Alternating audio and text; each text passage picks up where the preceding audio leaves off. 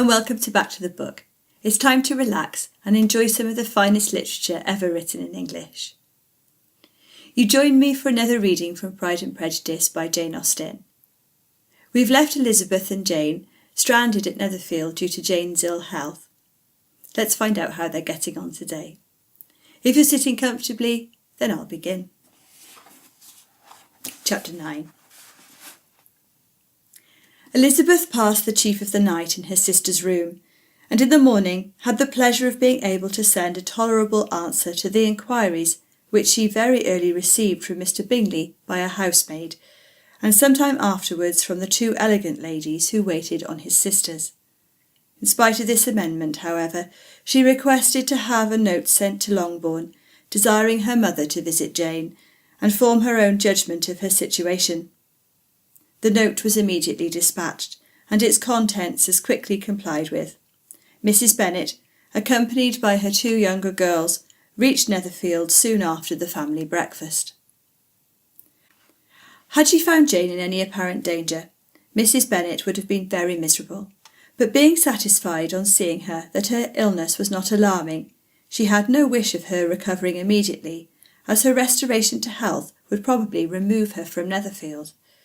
She would not listen, therefore, to her daughter's proposal of being carried home, neither did the apothecary, who arrived about the same time, think it at all advisable. After sitting a little while with Jane, on Miss Bingley's appearance and invitation, the mother and three daughters all attended her into the breakfast parlour. Bingley met them with hopes that Mrs. Bennet had not found Miss Bennet worse than she had expected. "Indeed I have, sir," was her answer. "She is a great deal too ill to be moved. Mr. Jones says we must not think of moving her. We must trespass a little longer on your kindness." "Removed?" cried Bingley. "It must not be thought of. My sister, I am sure, will not hear of her removal." "You may depend upon it, madam," said Miss Bingley, with cold civility, "that Miss Bennet shall receive every possible attention while she remains with us." Mrs. Bennet was profuse in her acknowledgments. "I am sure," she added, "for it was not for such good friends, I do not know what would become of her. For she is very ill indeed, and suffers a vast deal, though with the greatest patience in the world, which is always the way with her, for she has, without exception, the sweetest temper I ever met with. I often tell my other girls they are nothing to her. You have a sweet room here, Mr. Bingley, and a charming prospect over that gravel walk. I do not know a place in the country that is equal to Netherfield. You will not think of quitting it in a hurry, I hope, though you have but a short lease." "Whatever I do is done in a hurry," replied he, "and therefore if I should resolve to quit Netherfield, I should probably be off in 5 minutes. At present, however, I consider myself as quite fixed here." "That is exactly what I should have supposed of you," said Elizabeth. "You begin to comprehend me, do you?" cried he, turning towards her. "Oh, yes, I understand you perfectly." "I wish I might take this for a compliment, but to be so easily seen through, I am afraid is pitiful." "That is as it happens. It does not necessarily follow that a deep, intricate character is more or less estimable than such a one as yours." "Lizzie," cried her mother, "remember where you are, and do not run on in this wild manner that you are suffered to do at home." "I did not know before," continued Bingley immediately, "that you were a studier of character. It must be an amusing study." "Yes, but intricate characters are the most amusing. They have at least that advantage." "The country," said Darcy, "can in general supply but few subjects for such a study. In a country neighbourhood you move in a very confined and unvarying society." "But people themselves alter so much that there is something new to be observed in them for ever." "Yes, indeed," cried Mrs. Bennet, offended by his manner of mentioning a country neighbourhood. "I assure you there is quite as much of that going on in the country as in town." Everybody was surprised, and Darcy, after looking at her for a moment, turned silently away. Mrs. Bennet, who fancied she had gained a complete victory over him, continued her triumph. I cannot see that London has any great advantage over the country for my part, except the shops and public places. The country is a vast deal pleasanter, is it not, Mr. Bingley?" "When I am in the country," he replied, "I never wish to leave it, and when I am in town it is pretty much the same. They each have their advantages, and I can be equally happy in either." "Ay, that is because you have the right disposition.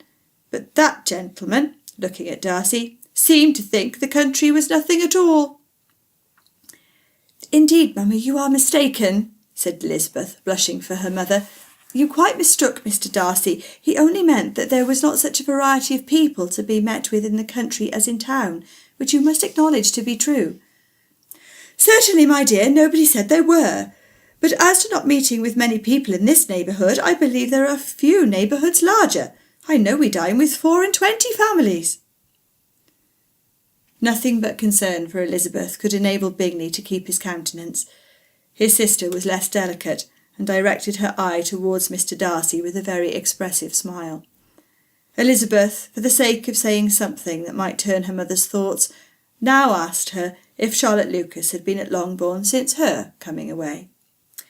"Yes, she called yesterday with her father. What an agreeable man Sir William is, Mr. Bingley, is he not?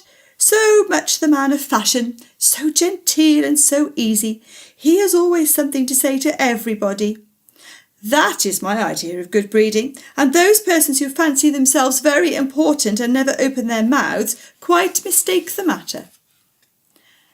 "Did Charlotte dine with you?" "No, she would go home. I fancy she was wanted about the mince pies. For my part, Mr. Bingley, I always keep servants that can do their own work. My daughters are brought up differently. But everybody is to judge for themselves, and the Lucases are very good sorts of girls, I assure you. It is a pity they are not handsome. Not that I think Charlotte is very plain, but then she is our particular friend." "She seems a very pleasant young woman," said Bingley. "Oh, dear, yes, but you must own she is very plain. Lady Lucas herself has often said so, and envied me Jane's beauty. I do not like to boast of my own child, to be sure, Jane. One does not often see anybody better looking. It is what everybody says. I do not trust my own partiality. When she was only 15, there was a gentleman at my brother Gardiner's in town so much in love with her that my sister-in-law was sure he would make her an offer before we came away. But however, he did not. Perhaps he thought her too young. However, he wrote some verses on her, and very pretty they were." "And so ended his affection," said Elizabeth impatiently. "There has been many a one, I fancy, overcome in the same way. I wonder who first discovered the efficacy of poetry in driving away love." "I have been used to consider poetry as the food of love," said Darcy. "Of a fine, stout, healthy love it may. Everything nourishes what is strong already. But if it be only the slight, thin sort of inclination, I am convinced that one good sonnet will starve it away entirely." Darcy only smiled, and the general pause which ensued made Elizabeth tremble, lest her mother should be exposing herself again. She longed to speak, but could think of nothing to say, and after a short silence Mrs. Bennet began repeating her thanks to Mr. Bingley for his kindness to Jane, with an apology for troubling him also with Lizzie. Mr. Bingley was unaffectedly civil in his answer, and forced his younger sister to be civil also, and say what the occasion required. She performed her part indeed without much graciousness, but Mrs. Bennet was satisfied, and soon afterwards ordered her carriage. Upon this signal, the youngest of her daughters put herself forward. The two girls had been whispering to each other during the whole visit, and the result of it was that the youngest should tax Mr. Bingley with having promised on his first coming into the country to give a ball at Netherfield. Lydia was a stout, well-grown girl of 15, with a fine complexion and good-humoured countenance, a favourite with her mother, whose affection had brought her into public at an early age. She had high animal spirits and a sort of natural self-consequence, which the attentions of the officers, to whom her uncle's good dinners and her own easy manners recommended her, had increased into assurance. She was very equal, therefore, to address Mr. Bingley on the subject of the ball, and abruptly reminded him of his promise, adding that it would be the most shameful thing in the world if he did not keep it. His answer to this sudden attack was delightful to their mother's ears. I am perfectly ready, I assure you, to keep my engagement, and when your sister is recovered, you shall, if you please, name the very day of the ball, but you would not wish to be dancing while she is ill. Lydia declared herself satisfied. Oh, yes, it would be much better to wait till Jane was well, and by that time most likely Captain Carter would be merited again. And when you have given your ball, she added, I shall insist on their giving one also. I shall tell Colonel Foster it will be quite a shame if he does not. Mrs. Bennet and her daughters then departed, and Elizabeth returned instantly to Jane, leaving her own and her relations' behaviour to the remarks of the two ladies and Mr. Darcy, the latter of whom, however, could not be prevailed on to join in their censure of her, in spite of all Miss Bingley's witticisms on fine eyes. The day passed, much as the day before had done. Mrs. Hurst and Miss Bingley had spent some hours of the morning with the invalid, who continued, though slowly, to mend, and in the evening Elizabeth joined their party in the drawing-room. The loo table, however, did not appear. Mr. Darcy was writing, and Miss Bingley, seated near him, was watching the progress of his letter and repeatedly calling off his attention by messages to his sister. Mr. Hurst and Mr. Bingley were at piquet, and Mrs. Hurst was observing their game. Elizabeth took up some needlework, and was sufficiently amused in attending to what passed between Darcy and his companion. The perpetual commendations of the lady, either on his handwriting, or on the evenness of his lines, or on the length of his letter, with the perfect unconcern with which her praises were received, formed a curious dialogue, and was exactly in unison with her opinion of each. How delighted Miss Darcy will be to receive such a letter! He made no answer. You write uncommonly fast. You are mistaken. I write rather slowly. How many letters you must have occasion to write in the course of the year! Letters of business, too. How odious I should think them! It is fortunate, then, that they fall to my lot instead of to yours. Pray tell your sister that I long to see her. I have already told her so once, by your desire.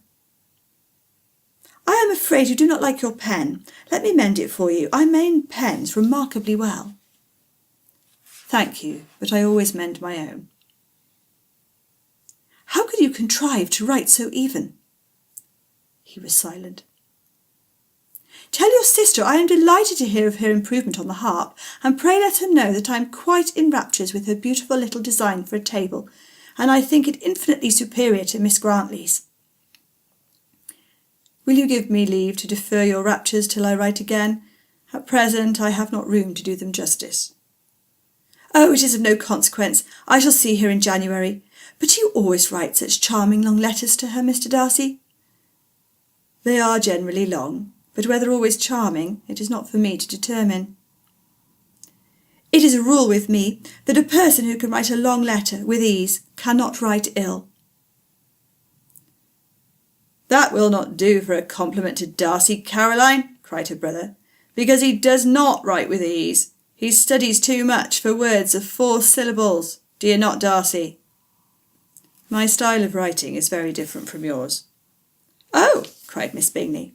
Charles writes in the most careless way imaginable. He leaves out half his words and blots the rest. My ideas flow so rapidly that I have not time to express them, by which means my letters sometimes convey no ideas at all to my correspondents. Your humility, Mr. Bingley, said Elizabeth, must disarm reproof.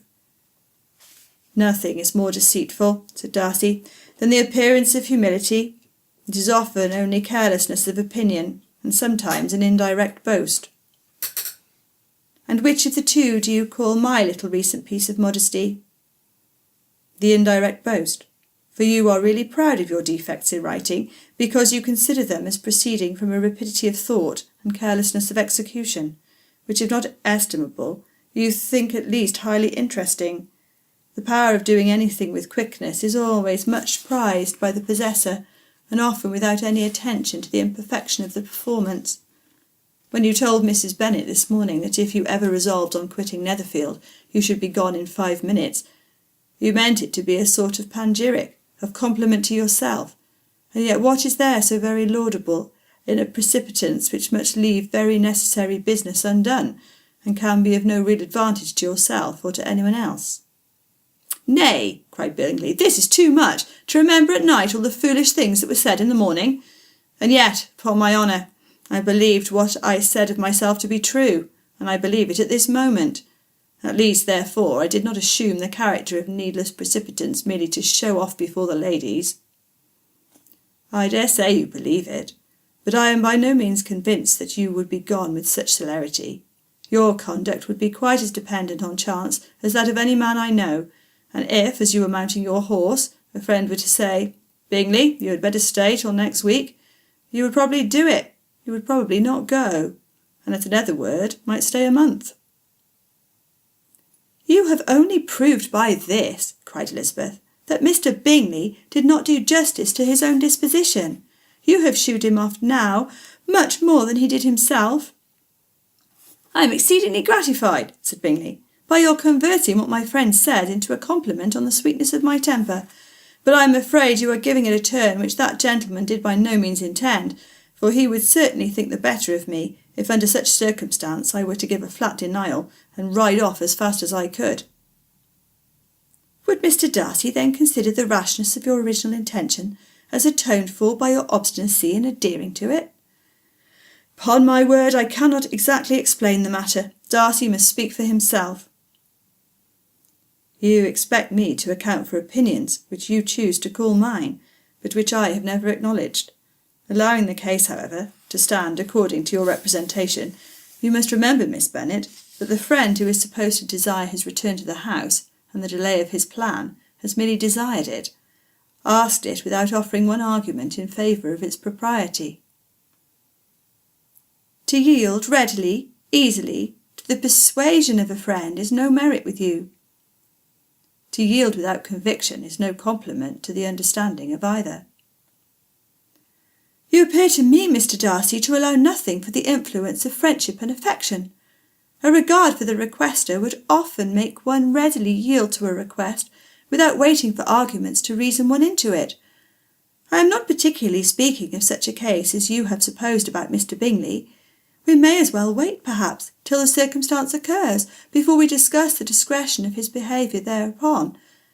But in general and ordinary cases between friend and friend, where one of them is desired by the other to change a resolution of no very great moment, should you think ill of that person for complying with the desire without waiting to be argued into it? Will it not be advisable, before we proceed on this subject, to arrange with rather more precision the degree of importance which is to appertain to this request, as well as the degree of intimacy subsisting between the parties? By all means, cried Bingley, let us hear all the particulars, not forgetting their comparative height and size, for that will have more weight in the argument, Miss Bennet, than you may be aware of. I assure you that if Darcy were not such a great tall fellow in comparison with myself, I should not pay him half so much deference. I declare I do not know a more awful object than Darcy on particular occasions and in particular places, at his own house especially, and of a Sunday evening when he has nothing to do. Mr. Darcy smiled, but Elizabeth thought she could perceive that he was rather offended, and therefore checked her laugh. Miss Bingley warmly resented the indignity he had received, in an expostulation with her brother for talking such nonsense. I see your design, Bingley, said his friend. You dislike an argument, and want to silence this. Perhaps I do. Arguments are too much like disputes. If you and Miss Bennet will defer yours till I am out of the room, I shall be very thankful, and then you may say whatever you like of me. What you ask, said Elizabeth, is no sacrifice on my side, and Mr. Darcy had much better finish his letter. Mr. Darcy took her advice, and did finish his letter. When that business was over, he applied to Miss Bingley and Elizabeth for the indulgence of some music. Miss Bingley moved with alacrity to the pianoforte, and after a polite request that Elizabeth would lead the way, which the other as politely and more earnestly negatived, she seated herself. Mrs. Hurst sang with her sister, and while they were thus employed, Elizabeth could not help observing, as she turned over some music books that lay on the instrument, how frequently Mr. Darcy's eyes were fixed on her. She hardly knew how to suppose that she could be an object of admiration to so great a man, and yet that he should look at her because he disliked her was still more strange. She could only imagine, however, at last, that she drew his notice because there was a something about her more wrong and reprehensible according to his ideas of right than in any other person present. The supposition did not pain her. She liked him too little to care for his approbation. After playing some Italian songs, Miss Bingley varied the charm by a lively Scotch air, and soon afterwards Mr. Darcy, drawing near Elizabeth, said to her, "Do you not feel a great inclination, Miss Bennet, to seize such an opportunity of dancing a reel?" She smiled, but made no answer. He repeated the question, with some surprise at her silence. "Oh," she said, "I heard you before, but I could not immediately determine what to say in reply. You wanted me, I know, to say yes, that you might have the pleasure of despising my taste, but I always delight in overthrowing those kind of schemes, and cheating a person of the premeditated contempt. I have therefore made up my mind to tell you that I do not want to dance a reel at all, and now despise me if you dare." "Indeed, I do not dare." Elizabeth, having rather expected to affront him, was amazed at his gallantry, but there was a mixture of sweetness and archness in her manner which made it difficult for her to affront anybody, and Darcy had never been so bewitched by any woman as he was by her. He really believed that were it not for the inferiority of her connections, he should be in some danger. Miss Bingley saw, or suspected enough to be jealous, and her great anxiety for the recovery of her dear friend Jane received some assistance from her desire of getting rid of Elizabeth. She often tried to provoke Darcy into disliking her guest by talking of their supposed marriage and planning his happiness in such an alliance. "I hope," she said, as they were walking together in the shrubbery the next day, "you will give your mother-in-law a few hints, when this desirable event takes place, as to the advantage of holding her tongue, and if you can compass it, do cure the younger girls of running after the officers, and, if I may mention so delicate a subject, endeavour to check that little something, bordering on conceit and impertinence, which your lady possesses." "Have you anything else to propose for my domestic felicity?" "Oh, yes, do let the portraits of your uncle and Aunt Phillips be placed in the gallery at Pemberley. Put them next to your great-uncle the judge.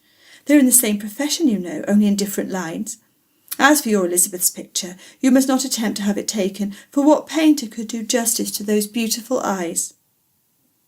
It would not be easy, indeed, to catch their expression, but their colour and shape and the eyelashes, so remarkably fine, might be copied.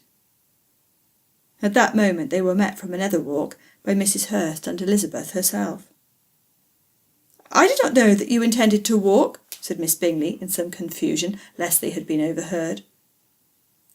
"You used us abominably ill," answered Miss Hurst, "in running away without telling us that you were coming out."